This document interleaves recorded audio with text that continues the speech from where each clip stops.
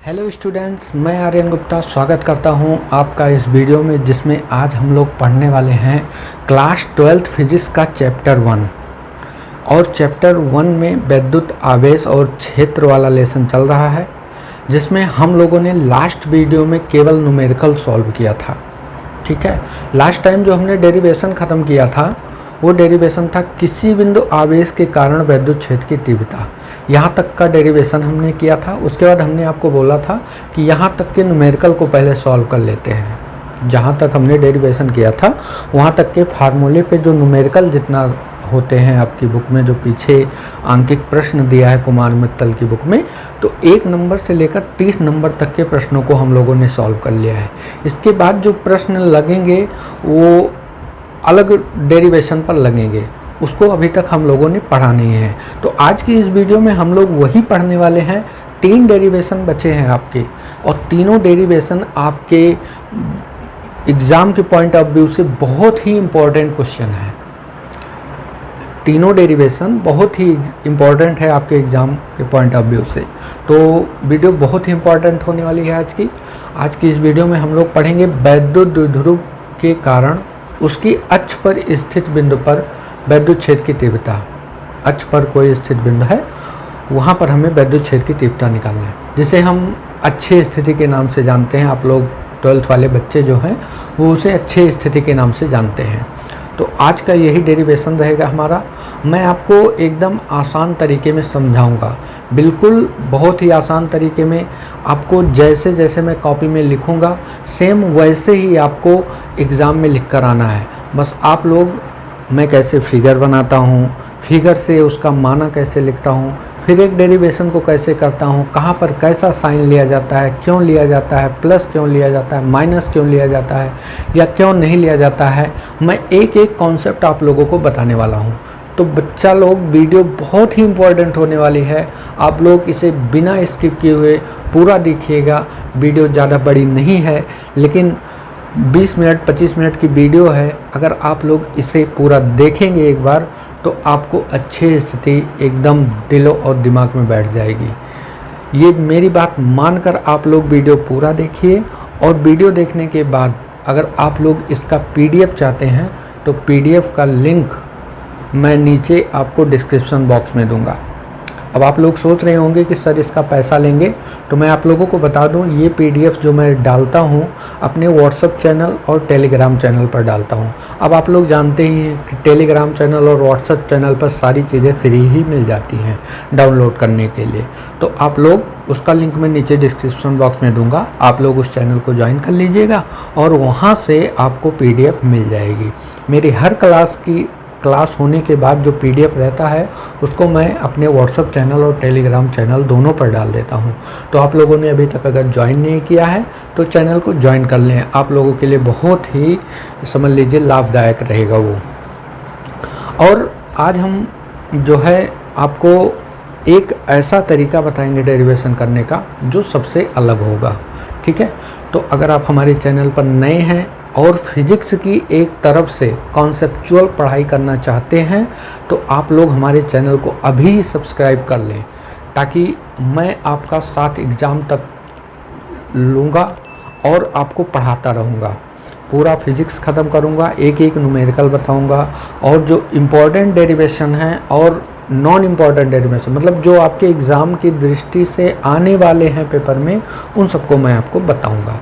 तो फिजिक्स की पूरी पढ़ाई करने के लिए अगर आप चैनल पर नए हैं तो चैनल को सब्सक्राइब कर लीजिए और अपने दोस्तों में शेयर कर लीजिए। वीडियो पसंद आए तो वीडियो को लाइक कीजिए। तो चलिए शुरू करते हैं अपना आज का टॉपिक, वैद्युत द्विध्रुव के कारण वैद्युत क्षेत्र की तीव्रता किस बिंदु पर, उसकी अक्ष पर स्थित बिंदु के लिए। तो चलिए कॉपी पेन उठाते हैं और चलते हैं अपने स्टडी टेबल पर। तो बच्चों, हम आ गए हैं अपने स्टडी टेबल पर और कॉपी पेन लेकर बैठ गए हैं। आप लोग भी कॉपी पेन निकाल कर बैठ जाइए और हमारे साथ इस डेरिवेशन को पढ़ना शुरू कीजिए। जैसे जैसे हम आपको बताते चलते हैं आप लोग समझते चलिए और उस बात को नोट करते चलिए। उसके बाद लास्ट में एक बार इसको दोबारा देखकर और अपने मन से कर लीजिएगा।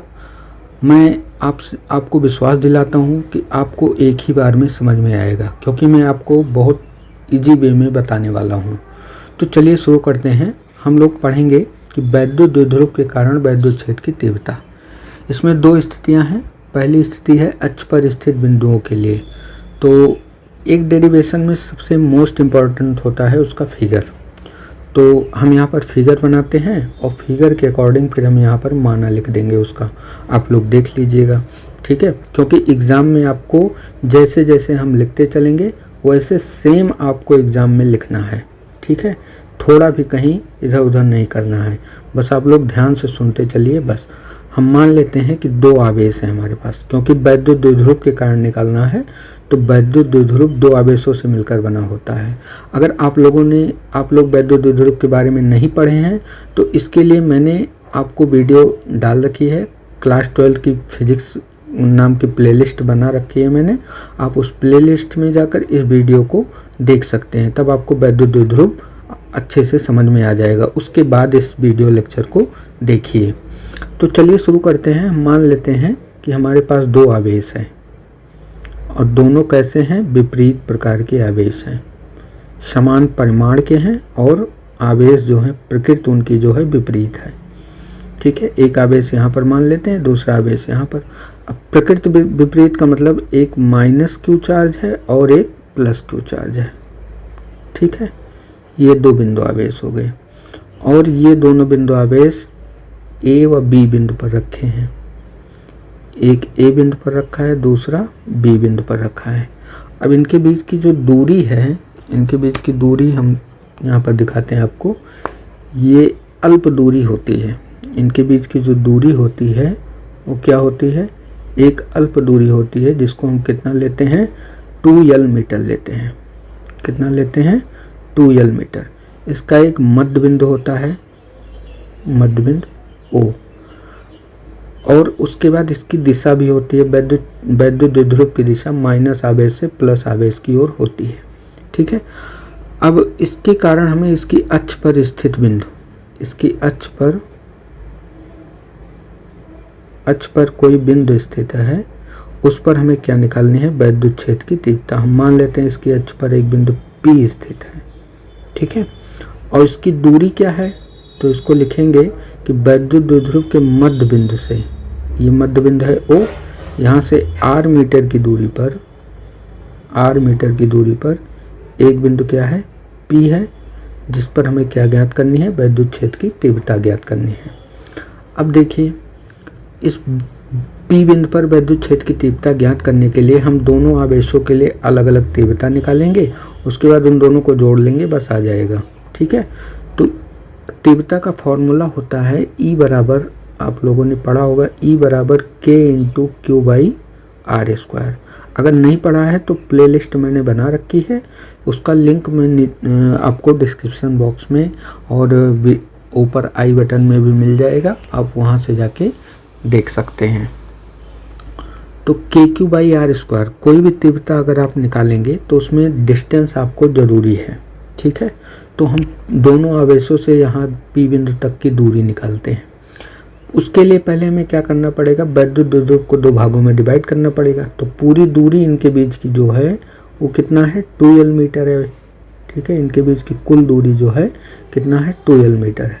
अगर देखा जाए तो मध्य बिंदु अगर O है तो यहाँ से ये दूरी l हो गई और ये भी दूरी क्या हो गई, l हो गई, ठीक है ना। तो अगर हम कहें प्लस क्यू आवेश से दूरी क्या होगी, प्लस क्यू आवेश से, तो देखिए मध्य बिंदु O से P बिंदु तक की दूरी कितना है, r। अगर हम यहाँ से पूछेंगे तो आप इतनी दूरी क्या करोगे, इसमें से माइनस कर दोगे। तो प्लस क्यू आवेश से इसकी जो दूरी हो जाएगी वो क्या हो जाएगी, r minus l। Plus Q आवेश से जो दूरी होगी r माइनस l हो जाएगी, ठीक। वहीं जब हम माइनस क्यू आवेश से पूछेंगे तो O से दूरी कितना है, r है। O से बिंदु P तक की दूरी कितना है, r है।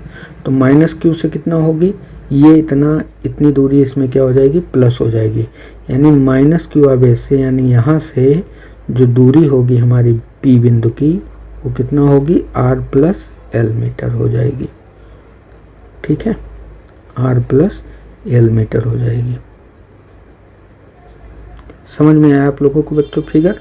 अब इसका हम जैसे जैसे हमने फिगर बनाया है वैसे आपको क्या लिख देना है, माना लिख देना है, ठीक है।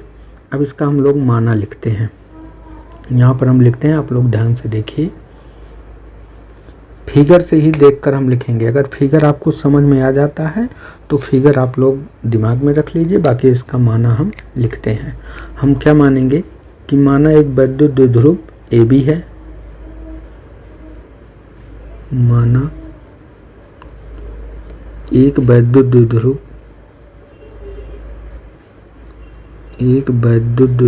AB है,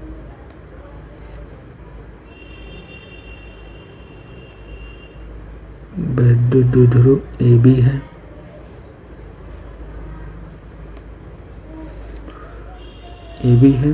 जो -q और +q कूलाम से मिलकर बना है, जो -q व +q कूलाम के आवेशों से मिलकर बना है,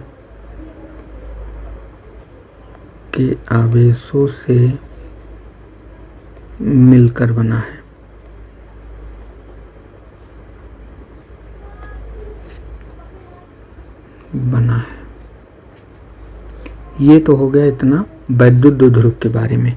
अब हम लिखेंगे कि वैद्युत द्विध्रुव के मध्यबिंदु O से r मीटर की दूरी पर इसकी अक्ष पर स्थित एक बिंदु P है। यहाँ पर लिखेंगे इस वैद्युत द्विध्रुव के माना वैद्युत द्विध्रुव के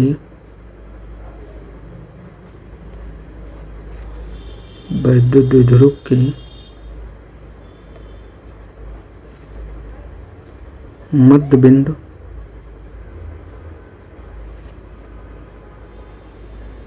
बिंदु O से r मीटर की दूरी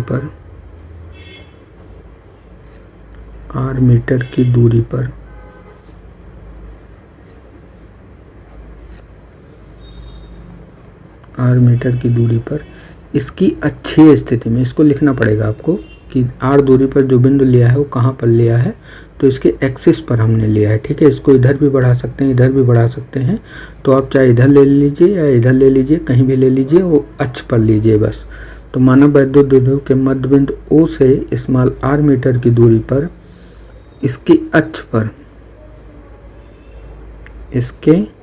अक्ष पर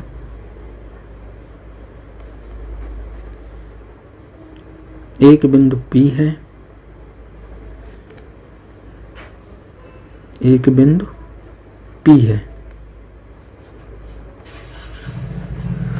जिस पर हमें वैद्युत क्षेत्र की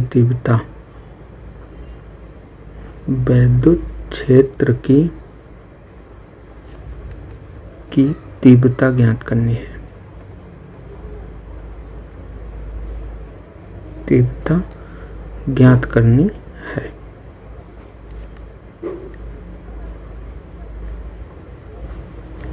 ठीक, इस पर हमें वैद्युत क्षेत्र की तीव्रता ज्ञात करनी है।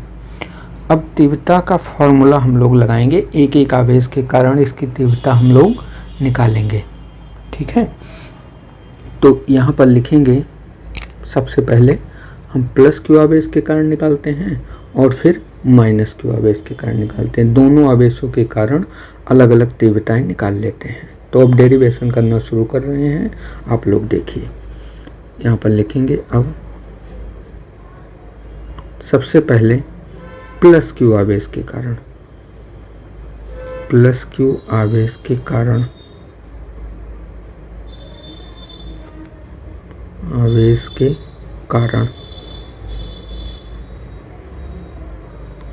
P बिंदु पर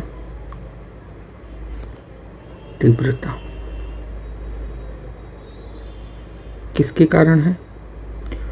+q आवेश के कारण है, तो इसको लिख लेते हैं हम E + q। ठीक है, तीव्रता है किसके कारण? +q आवेश के कारण। तो देखिए यहाँ पर ये होगा formula k into q by are square. ठीक, k into q by are square formula होता है। तो यहाँ पर E प्लस क्यू के कारण जो होगा, k को ऐसे रखिए, प्लस क्यू आवेश है q बटे प्लस क्यू आवेश से इस p बिंदु की दूरी, यहाँ पर देखिए प्लस क्यू आवेश से इस p बिंदु की दूरी यहाँ पर हमने बताया कितना है, r माइनस एल। तो r माइनस एल का होल स्क्वायर हो जाएगा।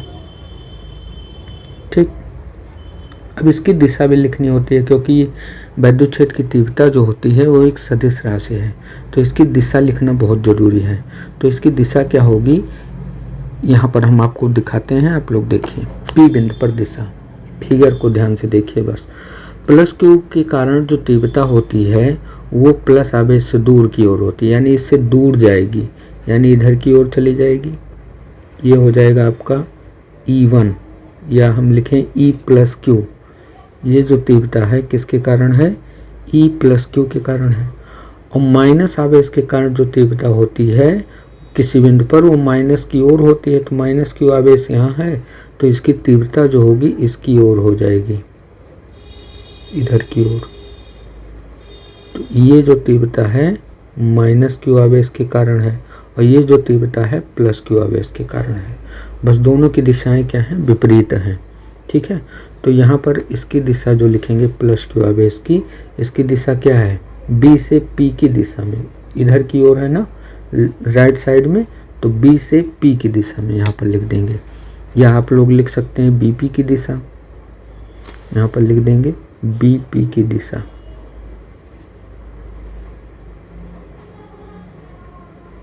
आराम से समझिए बच्चा, कोई जल्दी नहीं है, ठीक है ना, आराम से समझिए आप लोग। अब उसके बाद इसे निकाल लेते हैं माइनस क्यू आवेश के कारण। इसी प्रकार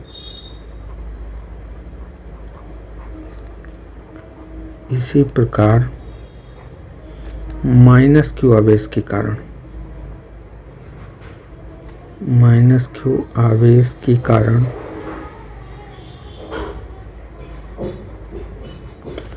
P बिंदु पर तीव्रता, P बिंदु पर तीव्रता। ठीक, तो अब की बार हम निकालेंगे E माइनस क्यू। ठीक है, अब की बार निकालेंगे E minus q. E minus q बराबर फार्मूला वही लगेगा K into q by are square.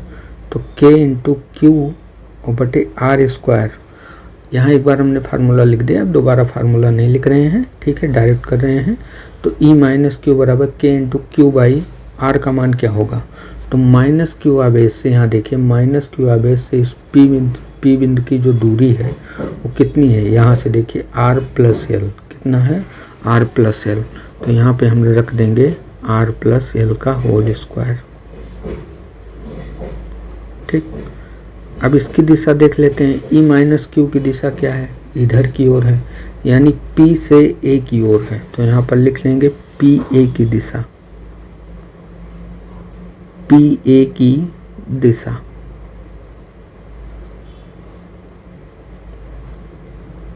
यहाँ तक समझ में आया बच्चों आप लोगों को। ठीक है, अब बढ़ते हैं आगे। अब देखिए एक ही बिंदु पर दो तीव्रताएं अलग अलग दिशा में आ रही हैं, तो अब हम लोग निकालेंगे P बिंदु पर परिणामी तीव्रता। ठीक है, अतः यहाँ पर एक चीज़ वैसे भी देखिए, परिणामी तीव्रता निकालने के लिए हम लोग क्या करते हैं कि अगर तीव्रताएं एक ही दिशा में होती हैं तो जुड़ जाती हैं और विपरीत दिशाओं में होती हैं तो घट जाती हैं। ठीक है, तो कैसे घटती हैं, ज़्यादा वाले में से कम वाली घटती है। तो यहाँ पर देखते हैं कौन सी ज़्यादा है कौन सी कम है। यहाँ पर देखिए ये वैल्यू R माइनस एल है, इसका मतलब R में से कुछ माइनस हो रहा है यानी कम वैल्यू आएगी। तो R का मान अगर कम है तो E का मान क्या होगा, ज़्यादा होगा। तो इसका मतलब प्लस क्यू ज़्यादा है। यहाँ पर देखिए R प्लस एल है, इसका मतलब R में कुछ प्लस हो रहा है यानी ज़्यादा हो रहा है, तो यानी ये वैल्यू क्या है, ज़्यादा है। तो ये वैल्यू ज़्यादा है तो E का मान क्या होगा, कम होगा। यानी E माइनस क्यू कम है और E प्लस क्यू क्या है, ज़्यादा है। यहाँ पर लिख देंगे हम चूँकि E plus q greater than E minus q. ठीक है, इतना लिखने के बाद आप लोग लिखिए, अतः बिंदु P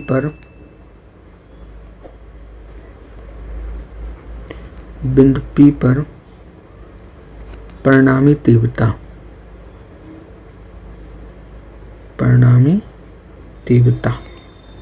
नेट तीव्रता हम लोग निकालेंगे कि P बिंदु पर कितना आ रही है।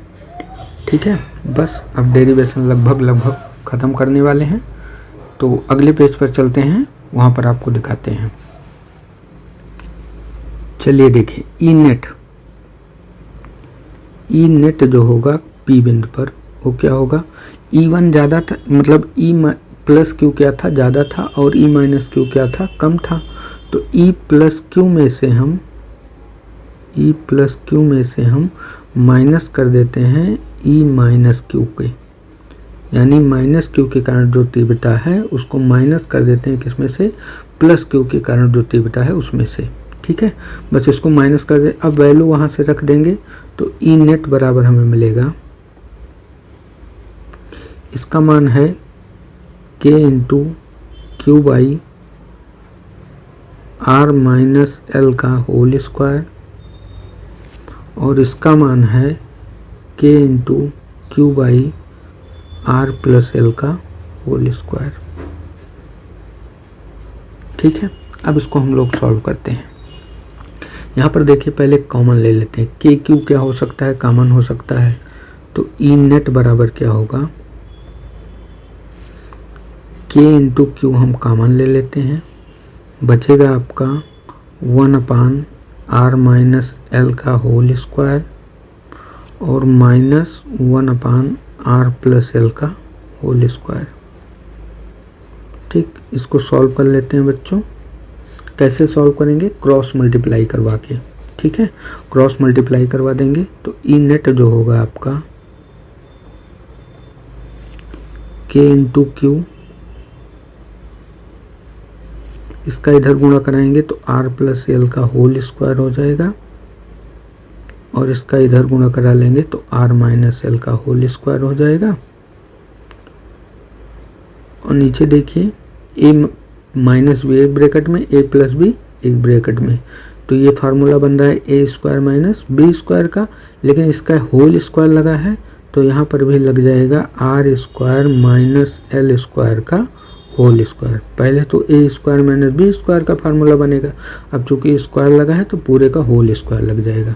ठीक है, अब यहाँ पर आगे इसको सॉल्व करते हैं, तो ई नेट जो मिलेगा आपको, ई नेट बराबर के इंटू क्यू, यहाँ पर क्या करते हैं, ब्रैकेट ओपन कर देते हैं, ए प्लस बी के होल स्क्वायर से इसको खोल देते हैं, ए माइनस बी के होल स्क्वायर से इसको, तो इसको खोलेंगे तो ये हो जाएगा r square plus l square plus 2RL।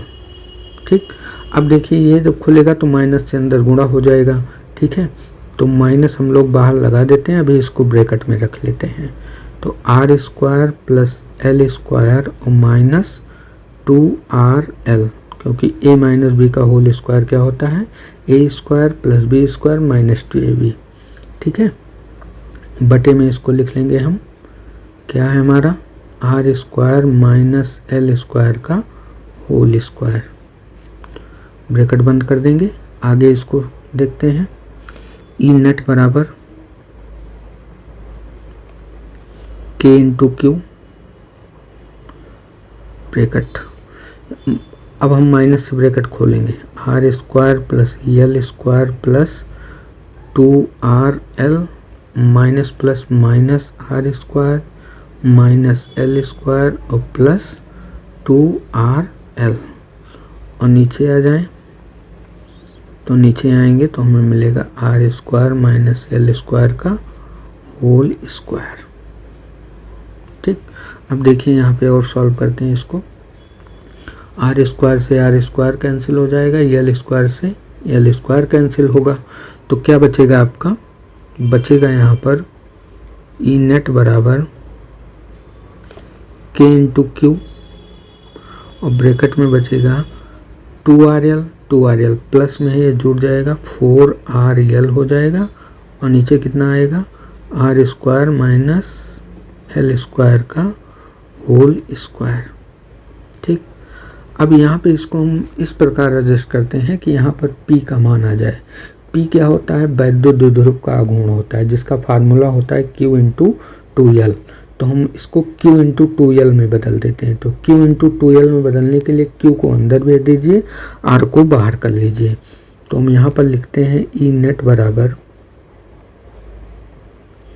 Q को अंदर भेजेंगे, R को बाहर करेंगे, तो K इंटू R, R को हमने बाहर कर लिया और Q को अंदर भेजेंगे, लेकिन 2 इंटू Q इंटू 2L ऐसे हम लिखेंगे।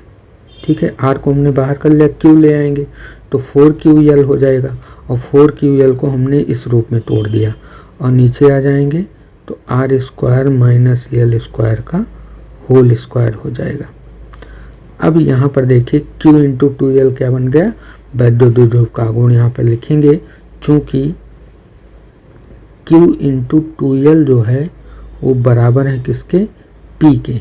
P क्या होता है, वैद्युत द्विध्रुव का आघूर्ण होता है। ठीक है, जब हमने आपको द्विध्रुव पढ़ाया था तो उसमें हमने आपको इसको डिटेल में समझाया है। तो आगे बढ़ते हैं, यहाँ पर E नेट जो हो जाएगा, E net K into R bracket में क्या हो जाएगा 2P, 2 और इसकी जगह क्या हो जाएगा P हो जाएगा, 2P अपान R square minus L square का होल स्क्वायर। बोलिए बच्चा, इतना समझ में आया आप लोगों को?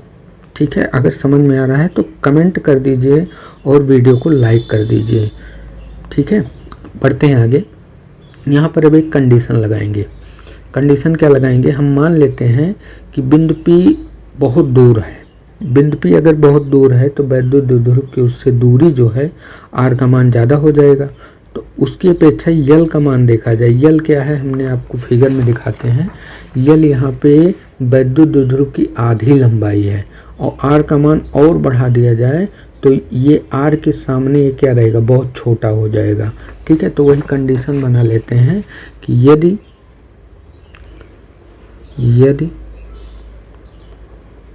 L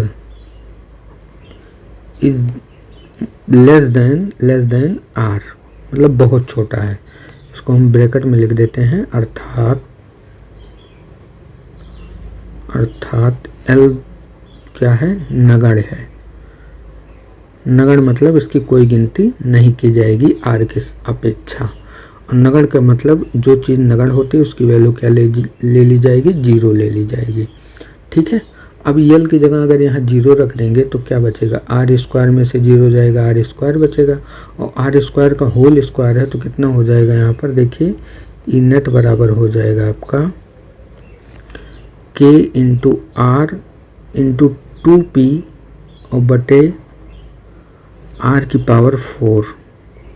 ठीक, अब R की पावर 4 यहाँ नीचे है और यहाँ एक R है, तो एक R से एक R कैंसिल हो जाएगा, तो यहाँ पर R की पावर 3 बचेगा। तो E नेट बराबर जो मिल रहा है, फाइनल फार्मूला हम लोगों को वो क्या मिल रहा है, K into 2P by R cube. क्या मिलेगा, K into 2P by R cube. यही क्या हो जाएगी, वैद्युत क्षेत्र की परिणामी तीव्रता बिंदु P पर। ठीक है, अब जैसे यहाँ पर देखिए फिगर में थोड़ा आप लोग समझिए, जैसे यहाँ पर हमने प्लस Q के कारण तीव्रता निकाली है, उसकी भी दिशा है, माइनस Q के कारण तीव्रता निकाली, उसकी भी दिशा है। तो यहाँ पर इस जो परिणामी तीव्रता आई है उसकी दिशा क्या होगी, तो परिणामी तीव्रता जो आई है उसकी दिशा हमेशा ज़्यादा वाले तीव्रता की दिशा में होती है। तो ज़्यादा कौन सा था, E प्लस Q ज़्यादा था, तो यहाँ पर इसकी दिशा होगी। ठीक है, इसी की दिशा होगी, यानी प्लस Q जिस दिशा में है वही दिशा होगी। लेकिन इसको हम दिखाएंगे कैसे, तो हम जानते हैं वैद्युत द्विध्रुव की जो दिशा होती है वो भी कैसे होते हैं, माइनस आवेश से प्लस आवेश की ओर।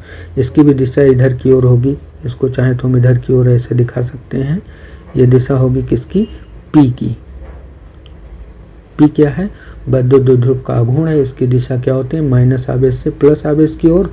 तो हमारी इसकी जो परिणामी तीव्रता आ रही है उसकी भी दिशा क्या होगी, माइनस आवेश से प्लस आवेश की ओर, या ऋण आवेश से धन आवेश की ओर यहाँ पर लिख सकते हैं। ठीक है, यहाँ पर लिखेंगे परिणामी या नेट कुछ भी लिखिए, परिणामी तीव्रता की दिशा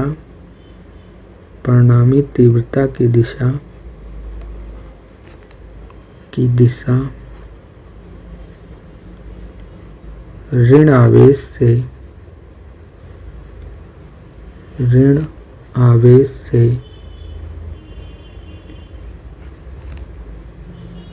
धन आवेश की ओर होगी।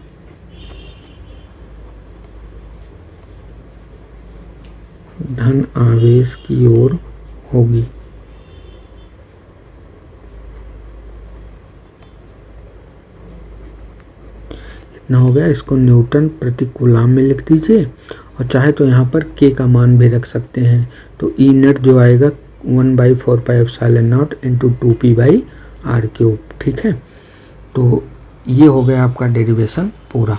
ठीक है, आप लोगों को समझ में आया होगा। अगर समझ में आया है तो आप लोग वीडियो को लाइक करें। ठीक है, और आप लोग एक चीज़ आप भूल जाते हैं कि अगर वीडियो कैसी लगी है तो आप लोग हमें कमेंट में नहीं बताते हैं। तो आप लोग हमें कमेंट में अगर बता देंगे तो हमें उससे क्या मिलता है, एक मोटिवेशन मिल जाता है बच्चा, एक मोटिवेशन मिल जाता है, जिससे हम आपके लिए आगे वीडियो लाने के लिए उत्सुक हो जाते हैं। एक्साइटेड बना रहता है कि हाँ बच्चों का कमेंट आएगा तो मैं आगे वीडियो लेकर आऊँगा। लेकिन जब बच्चे कमेंट नहीं करते हैं, लाइक नहीं करते हैं, तो एक्साइटमेंट ख़त्म हो जाता है। तो इसलिए आप लोगों से मैं रिक्वेस्ट करता हूँ कि वीडियो को ज़्यादा से ज़्यादा लाइक करें और शेयर करें। अगर चैनल पर नए हैं तो चैनल को सब्सक्राइब करना ना भूलें। ऐसे ही इम्पोर्टेंट्स वीडियो को पाने के लिए चैनल को ज़रूर सब्सक्राइब करें। मैं आपको पूरी फिज़िक्स पढ़ाऊँगा। एक लेसन से मैंने स्टार्ट किया है और पूरा लेसन फिज़िक्स का मैं ख़त्म करूँगा। एक एक न्यूमेरिकल मैं आपको बताऊँगा, कोई भी न्यूमेरिकल आपका छूटेगा नहीं। तो अगर आपको शुरू से लेकर अंत तक पढ़ाई करना है, हमारे साथ बने रहना है, तो चैनल को ज़रूर सब्सक्राइब कर लें। और अगर इसका PDF चाहते हैं आप लोग, तो PDF आपको हमारे WhatsApp चैनल या टेलीग्राम चैनल पर मिलेगा। ठीक है, उसका लिंक मैं नीचे आपको डिस्क्रिप्शन बॉक्स में दूंगा। वहाँ पे जाके आप PDF को डाउनलोड कर सकते हैं, जहाँ पर आपको कोई भी उसका एक भी रुपया नहीं देना है। अगर आप लोगों को लगता है कि उसका कोई चार्ज है, तो मैं आपको विश्वास दिलाता हूँ कि उसका कोई भी चार्ज आपको नहीं देना है। बस आप लोग अपनी पढ़ाई करते रहिए और मस्त रहिए, बस मेरी खुशी इसी में है। तो मिलते हैं ऐसे ही मज़ेदार वीडियो में आगे। तब तक के लिए आप लोग पढ़ते रहिए, मस्त रहिए। जय हिंद, जय भारत।